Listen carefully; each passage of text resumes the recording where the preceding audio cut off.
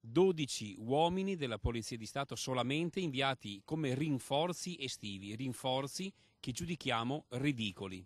Ci sentiamo presi in giro dal Ministero dell'Interno, denuncia il sindacato di polizia. Sono state destinate solamente 12 unità di rinforzo per la stagione estiva dal 20 luglio al 20 agosto, quando solamente a Chioggia ce ne vorrebbero 15. Numeri mai visti prima, denuncia Armelao.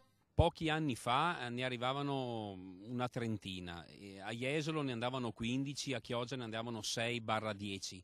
Ripeto, probabilmente da quello che si sente dire, probabilmente il commissariato di Chioggia non arriverà nessun uomo, nessun rinforzo, e quindi il commissariato di Chioggia con il personale a disposizione dovrà fronteggiare, ovviamente non dico un'emergenza, ma sicuramente un aumento spropositato dovuto appunto alla presenza di turisti.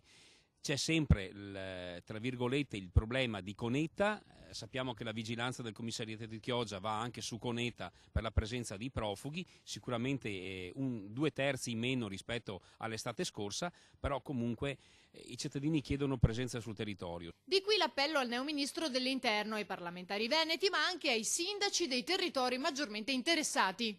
È chiaro che Salvini è arrivato da poco e non può sicuramente risolvere tutti i problemi, però questi numeri non si erano mai visti. Pensiamo solo che la Polizia di Frontiera, che è ovviamente anche lei sotto organico, manderanno solo 6 agenti che andranno ad occupare un posto per ogni turno. Quindi una persona andrà a coprire in parte forse il personale che andrà in ferie, perché parliamo di rinforzi estivi con personale che deve fare le sacrosante ferie. Questi numeri sono completamente insufficienti, è una presa in giro. Mi appello oltre al ministro Salvini anche ai parlamentari eletti nella provincia di Venezia.